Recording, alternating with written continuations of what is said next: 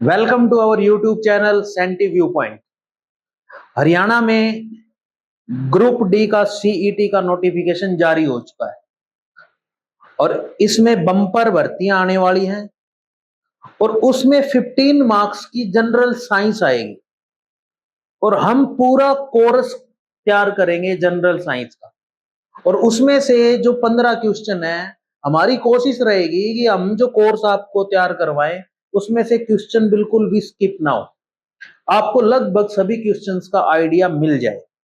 तो इसलिए मैं जनरल साइंस का कोर्स तैयार करने जा रहा हूं, जिसका फर्स्ट लेक्चर मैं अब देने जा रहा हूं।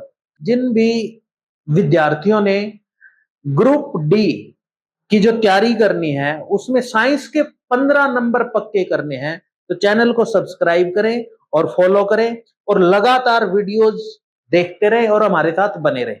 इसमें आपको साइंस से रिलेटेड सारा मटेरियल मिलेगा और आप अगर इन वीडियोस को लगातार देखते रहेंगे तो आप साइंस में आउट ऑफ 15 मार्क्स भी पक्के कर सकते हैं।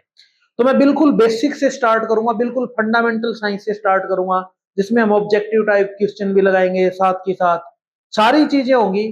तो बिल्कुल फर्स्ट से मैं स्टार्ट करने जा रहा हूं साइंस। तो चलिए स्टार्ट करते हैं। तो साइंस में सबसे पहले आता है कि पदार्थ क्या है, मैटर क्या है। आप अगर अब पूरी दुनिया को देखेंगे तो साइंटिस्टों ने जो पूरी दुनिया है उसको दो पार्ट्स में डिवाइड किया है, पदार्थ और तरंग, मैटर और रेडिएशन। तो पहले हम बात करते हैं मैटर की।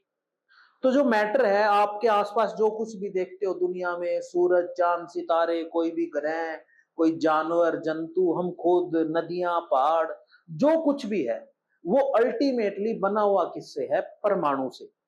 तो अगर हमने साइंस को समझना है तो बिल्कुल शुरुआत जो करेंगे हम परमाणु से करेंगे। भी परमाणु है क्या? वैसे आपको पता भी हो सकता है, लेकिन फिर भी हम बिल्कुल जीरो से स्टार्ट करेंगे। जिन साथियों को इतनी समझ नहीं है, बीच के जो नॉलेज गैप्स हैं, कुछ चीजों को वो समझते हैं, कुछ चीजों को नहीं समझ पाते, तो पूरे वीडियोस को गौर से देखिएगा और एक एक करके आपके कॉन्सेप्ट बनते चले जाएंगे। हम आपको यहाँ पे एक बात बता दूं, आपने उस बात को ध्यान रखना है। साइंस एक ऐसा सब्जेक्ट है, जब आप पेपर के अंदर बैठेंगे ऐसा नहीं है कि सीधा जीएस की तरह, जीके की तरह रट्टा मारा, भाई उसकी आयु, उसकी मृत्यु के वक्त कितनी थी, उसके जन्म तिथि क्या थी, आपने रट लिया और सीधा वहां पे दे देंगे। इसमें क्वेश्चंस आपसे घुमा फिरा के पूछे जाएंगे। उसके लिए आपके बेसिक कॉन्सेप्ट्स क्लियर होने जरूरी है। आपको डायरेक्ट क्वेश्चन मिलेंगे ऐसी संभावनाएं कम है। कुछ कॉन्सेप्ट आपने दिमाग में लगा रखे होंगे, समझ रखे होंगे, तो उन कॉन्सेप्ट के बेस के ऊपर आप एलिमिनेट कर पाएंगे। आपको 4 ऑप्शन दिए जाएंगे क्वेश्चन के आंसर के, तो आपको पता चल जाएगा कि ये 2 तो होने वाला ही नहीं है, तो 2 जो बच गए उनमें से कौन से पे टिक करना है। वो भी आपकी जो कॉन्सेप्ट क्लियरिटी है आपको आइडिया दे देगी। तो इसलिए साइंस एक ऐसा सब्जेक्ट है जिसमें आप बिना कॉन्सेप्ट के पेपर में नहीं बैठ सकते, अगर आपने सारे नंबर अच्छे से पक्के करने हैं। धीरे धीरे सारी बातों पर हम डिस्कस करेंगे, पता चल जाएगा। तो हम बात कर रहे हैं बिल्कुल शुरुआत से। तो हमारे पास जो ये पूरी दुनिया है वो वैज्ञानिकों ने 2 तरह से डिवाइड की है, मैटर और रेडिएशन। इसमें मैटर मीन्स पदार्थ और दूसरा रेडिएशन। तो जो ये मैटर है ये बना हुआ किससे है? तो इसकी जो फंडामेंटल इकाई है, जो बेसिक से बेसिक इकाई है, वो होती है परमाणु। क्या होती है? परमाणु। तो अब हम बात करते हैं परमाणु के ऊपर कि भाई परमाणु दिखने में कैसा होता है। तो यहां पर मैंने आपको परमाणु का ये डायग्राम या फिर फोटो दिखाया है। आप इसको ऐसे समझ सकते हैं कि जो परमाणु है वो एक गेंद की तरह है, गोलाकार है, बिल्कुल जैसे हमारी गेंद होती है ना, उस तरह का है, बिल्कुल गोलाकार। और उस गेंद के बीच में भी सेंटर में एक और गेंद है, जिसको क्या कहा जाता है? नाभिक। यहाँ पे ये जो सेंटर में आपको दिखाई दे रहे हैं, इसको आप क्या बोल सकते हो? नाभिक। और ये आपको पूरा का पूरा क्या दिखाई दे रहा है? परमाणु। तो परमाणु एक किस्म की स्फेरिकल बॉल है, गोलाकार गेंद है। उस गोलाकार गेंद के सेंटर में एक और गोला है, जिसको हम क्या नाम दे सकते हैं? नाभिक। अब उस सेंटर के बाहर कुछ पदार्थ चक्कर लगा रहे हैं, जिसको हम क्या नाम देंगे? इलेक्ट्रॉन। और ये इलेक्ट्रॉन किस तरह से चक्कर लगाएंगे, इसके भी नियम है, वो हम बाद में डिस्कस करेंगे जब हम परमाणु के बारे में समझेंगे डिटेल में। अभी हम देखते हैं कि परमाणु बना हुआ किन किन चीजों से। तो परमाणु जो है उसके बाहर कौन चक्कर लगा रहे हैं, नाभिक के बाहर इलेक्ट्रॉन, और नाभिक में जो बैठे हैं, जो बिल्कुल नाभिक में जो गोले में बैठे हैं, वो क्या कहलाएंगे, न्यूट्रॉन और प्रोटॉन। तो एक परमाणु खुद 3 पदार्थों से बना है मेनली, किससे, प्रोटॉन, न्यूट्रॉन और इलेक्ट्रॉन। प्रोटॉन और न्यूट्रॉन है वो इकट्ठी फॉर्म में कहां पे बैठे हैं, सेंटर में, एक गोले की फॉर्म में, और उसके बाहर कौन चक्कर लगा रहे हैं, इलेक्ट्रॉन। वैसे सिंपली बता दूं, पहला जो ऑर्बिट होगा, पहला जो घेरा होगा, उसमें 2 चक्कर लगाएंगे, दूसरे में 8 लगाएंगे, तीसरे में 18 लगा सकते हैं। फिर उन चक्कर में भी चक्कर होते हैं भाई, वहां भी नियम है कैसे चक्कर लगाएंगे, तो उतना डिटेल में हमें जाना नहीं है, क्योंकि हमारी जो साइंस आएगी वो 9th और 10th लेवल की ही आएगी। तो हमें जितनी जरूरत है उतनी बातें हम समझेंगे। तो ये तो बात होगी किसकी, परमाणु की। भाई परमाणु कैसा है, आप अपने दिमाग में पिक्चर सेट कर लीजिए, गोलाकार फॉर्म में है, गेंद की तरह है, उसके सेंटर में एक और गेंद है जहां पर प्रोटॉन और न्यूट्रॉन बैठे हैं, और बाहर कौन चक्कर लगा रहे हैं, इलेक्ट्रॉन। तो ये बात तो यहीं पर समाप्त हुई। चलिए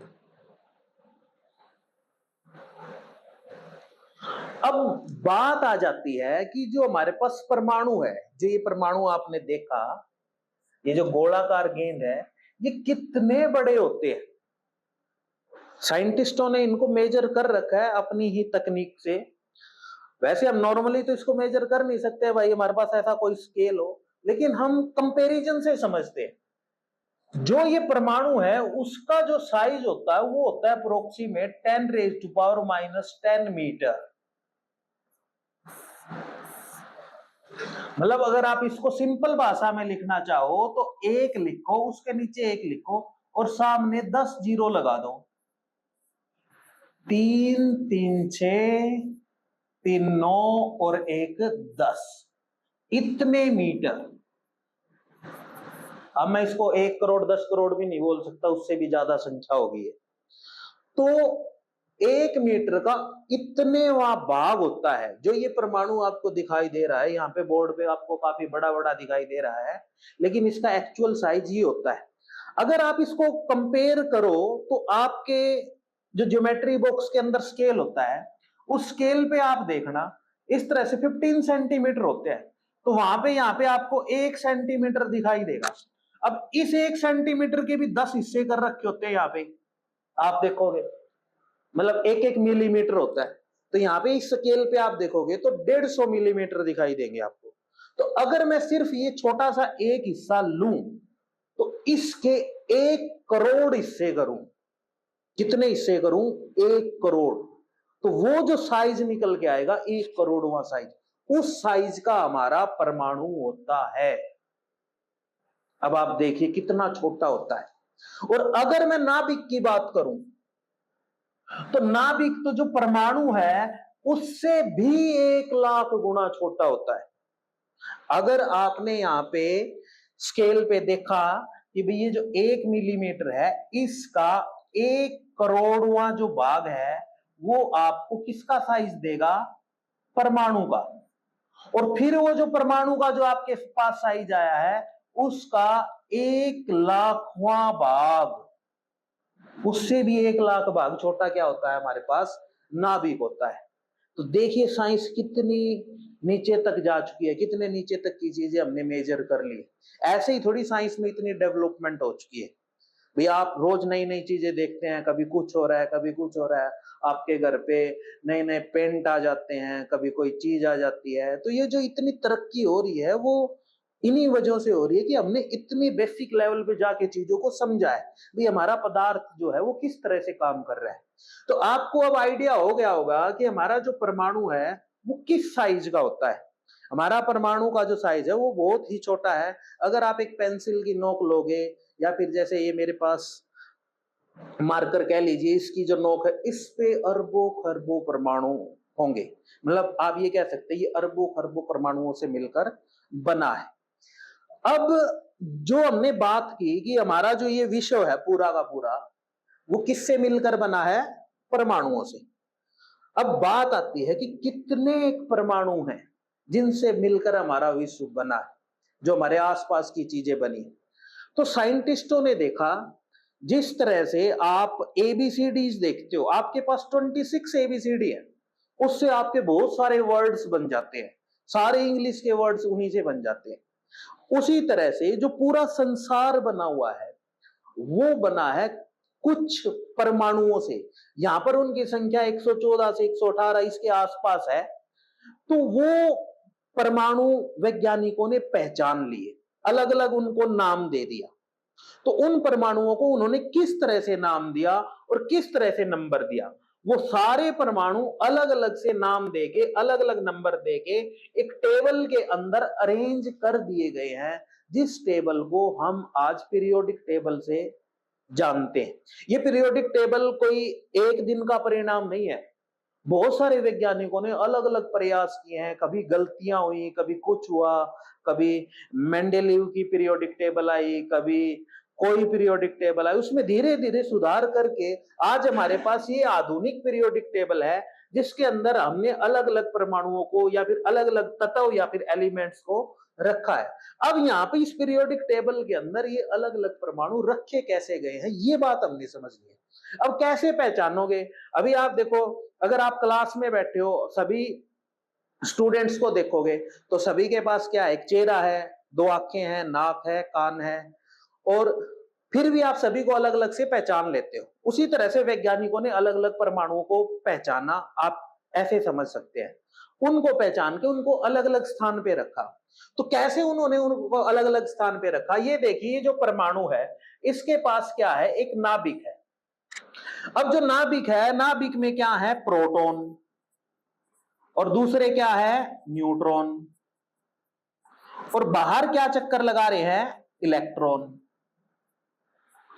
अब खास बात क्या है? जितने नाभिक में प्रोटॉन होंगे उतने ही बाहर इलेक्ट्रॉन चक्कर लगाएंगे। ये बात आपने ध्यान रखनी है। मतलब इस नाभिक में जितने प्रोटॉन होंगे, ये प्लस का चार्ज से दिखाई दे रखे हैं, और ये इलेक्ट्रॉन नेगेटिव चार्ज से, क्योंकि प्रोटॉन पे पॉजिटिव चार्ज होता है और इलेक्ट्रॉन पे नेगेटिव चार्ज, जिसके बारे में भी बात करेंगे जब परमाणु को बहुत अच्छे से समझेंगे। तो जो ये प्रोटॉन है और ये इलेक्ट्रॉन है, ये संख्या में बराबर होते हैं, लेकिन प्रोटॉन किस में बैठे होते हैं? नाभिक में। और साथ में कौन बैठे होते हैं नाभिक में? न्यूट्रॉन। न्यूट्रॉन के बारे में भी जिक्र होगा, लेकिन बाद में होगा, अभी हमने सिर्फ इसको समझना है। तो जो प्रोटॉन और इलेक्ट्रॉन है उनकी संख्या बराबर है, ये बात ध्यान रखना। तो जो प्रोटॉन है जो नाभिक के अंदर बैठे, उनकी गिनती कर लो। उनकी क्या कर लो? आप गिनती कर लो। मान लीजिए नाभिक में सिर्फ एक प्रोटॉन है और उस एटम को आपने पहचान लिया, तो आपने उसको कहां पे रख दिया? पहले नंबर पे। अब नाभिक में आपने देखा दो प्रोटॉन है, तो उसको नंबर दे दिया 2, और उसको कहां पे रख दिया आपने? दूसरे नंबर पे। इसी तरह से 3 प्रोटॉन है तो कहां पे रख दिया? तीसरे पे। 4 है तो कहां पे रख दिया? चौथे नंबर पे। और उनको अलग अलग नेम दे दिए गए। नेम देने के भी नियम है, और वो नियम कौन तैयार करते हैं? IUPAC, international union of pure and applied chemistry. ये नाम आप याद रखना। इनके जो नेमिंग है वो कौन डिसाइड करती है? International union of pure and applied chemistry. और कैसे नेम दिए गए हैं? जैसे फर्स्ट जो एटम है या एलिमेंट है उसको नेम दे दिया गया हाइड्रोजन, अब दूसरे को दे दिया गया हीलियम। अब यहाँ पे आप देखेंगे कि इनको सिंबल्स दे रखे हैं। फर्स्ट को H दे रखा है, दूसरे को HE दे रखे हैं। अब जो सिंबल देने का भी एक नियम है, अगर सिंगल लेटर है तो वो कैपिटल होगा, बड़ा होगा, जैसे हाइड्रोजन।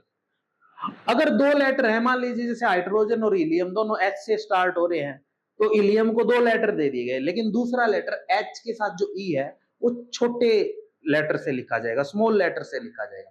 इसी तरह से बहुत सारे आपको यहाँ पे एलिमेंट्स या फिर परमाणु मिलेंगे, उनके पास अगर सिंगल लेटर है तो सिर्फ कैपिटल लेटर होगा, अगर 2 हैं तो पहला कैपिटल और दूसरा स्मॉल। आप यहाँ पे देख सकते हैं, कोई भी उठा के देख लीजिए। यहाँ सिलिकॉन देखिए, सिलिकॉन का S बड़ा, I छोटा। यहाँ पर ये बोरोन है, सिर्फ सिंगल से है, लेकिन अगर B से अगर दूसरा भी है, यहाँ पे बेरिलियम आ गया, तो बेरिलियम को क्या दे रखा है? एक B बड़ा और E छोटा दे रखा है, मतलब 2 लेटर होंगे या 1 लेटर होगा, 2 है तो पहला बड़ा दूसरा छोटा, और 1 है तो सिर्फ कैपिटल लेटर होगा। इस तरह से इनका नामकरण किया जाता है। अब आपको पता चल गया होगा कि प्रोटॉन या फिर इलेक्ट्रॉन की संख्या तय करती है कि कहां पर इस पीरियोडिक टेबल के अंदर हमने एटम को रखना है। अब इस बात का रिवर्स ले लीजिए, अगर आपको पीरियोडिक टेबल पता है, मान लीजिए मैंने यहां से कोई भी एटम उठाया, एजी सिल्वर उठाया, अब इसका नंबर क्या है 47, यहां से बात क्लियर होगी कि इसके पास कितने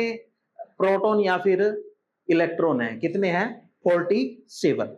तो जिस नंबर पे होगा उतने ही प्रोटॉन या फिर क्या होंगे, इलेक्ट्रॉन होंगे। आप इसको रिवर्स भी ध्यान रख सकते हैं, क्योंकि अगर एक बार आपको ये बात समझ में आ गई तो पीरियोडिक टेबल में किसी भी नंबर पे कोई भी एटम है, जैसे यहाँ पे आप देख लीजिए, हम जैसे यूरेनियम की बात करते हैं, जैसे बार बार परमाणु युद्ध की बात हो रही है आजकल चल रहा है, तो परमाणु युद्ध में जैसे ईरान और अमेरिका का जो कॉन्फ्लिक्ट है वो किससे रिलेटेड है, यूरेनियम से रिलेटेड कॉन्फ्लिक्ट है, क्योंकि यूरेनियम न्यूक्लियर फ्यूल की फॉर्म में यूज किया जाता है एटम बॉम्ब्स के अंदर, और अमेरिका चाहता है कि वो यूरेनियम को ना बनाए और अपना न्यूक्लियर प्रोग्राम जो है वो रद्द कर दे।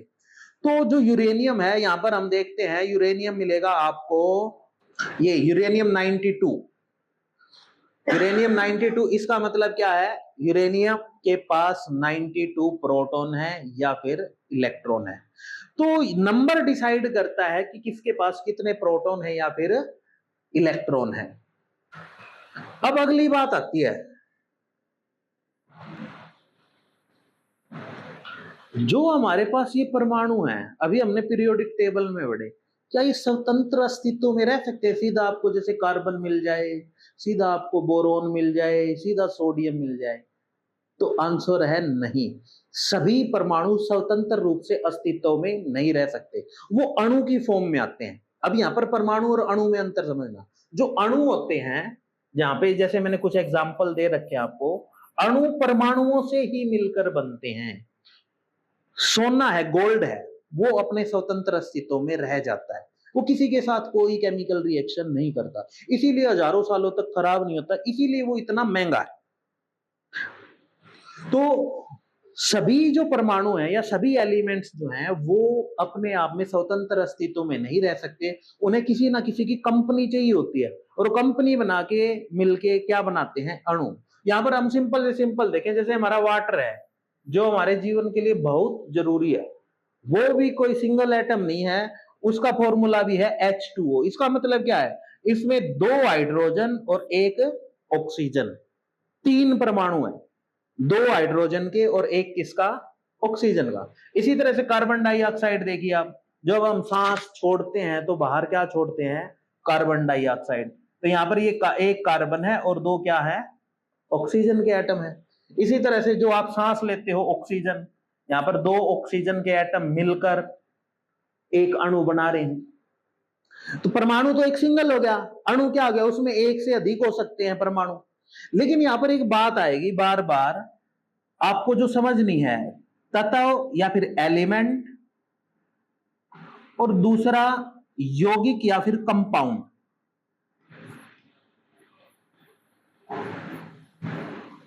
इस बात को यहीं समझ के खत्म करते हैं। अगर किसी अणु में एक ही प्रकार के परमाणु हो, जैसे आपको यहां पे दिखाई दिया ऑक्सीजन, दोनों किसके हैं, ऑक्सीजन के, यहां पे देखिए हाइड्रोजन, हाइड्रोजन के हैं, तो ऐसे अणु क्या कहलाएंगे, तत्व कहलाएंगे। अब आप थोड़ा सा गौर करिए हमारी पीरियोडिक टेबल में, अब ये बेचारे अकेले अकेले सिंगल सिंगल हैं, सिंगल सिंगल है तो एक ही प्रकार के हैं, जैसे हाइड्रोजन है अकेला ही है, सिंगल एक ही प्रकार का हो गया, तो इसलिए इन्हें क्या बोल दिया जाता है, पीरियोडिक टेबल ऑफ एलिमेंट्स या फिर तत्वों की जो पीरियोडिक टेबल है। तो तत्व क्या होते हैं, तत्व वो होते हैं जिनके पास एक ही प्रकार के परमाणु हो। तो यहाँ पर हमारा जो ये हाइड्रोजन है, हालांकि ये मॉलिक्यूल है या फिर अणु है, लेकिन एक ही प्रकार के हैं, दोनों हाइड्रोजन हाइड्रोजन है, तो ये क्या कहलाएंगे, तत्व कहलाएंगे। लेकिन यौगिक कौन से होंगे, जिसमें एक से अधिक प्रकार के परमाणु आ जाएं, जैसे हम वाटर की बात कर रहे हैं, इसमें हाइड्रोजन भी आ गया और ऑक्सीजन भी आ गया। कार्बन डाइऑक्साइड है, कार्बन भी आ गया, ऑक्सीजन भी आ गया। यहाँ पर एक मॉलिक्यूल या फिर अणु और दे रखा है, मॉलिक्यूल मतलब अणु, तो यहाँ पे ये मॉलिक्यूल किसका दे रखा है, ग्लूकोज का। जो आप खाना खाते हो ना, वो लास्ट में ग्लूकोज की फॉर्म में टूटता है, तो ग्लूकोज के बिस्कुट्स भी आते हैं, तो उसके अंदर इसका मतलब क्या है, इस तरह का एक एटम सॉरी इस तरह का एक मॉलिक्यूल है, तो उसका जो रासायनिक सूत्र दे रखा है C6H12O6, मतलब एक अणु में 6 कार्बन, 12 हाइड्रोजन और 6 ऑक्सीजन, वो यहाँ पे दिखा भी रखे हैं। अब आप यहाँ पे देखेंगे 3 अलग अलग प्रकार के परमाणु हो गए।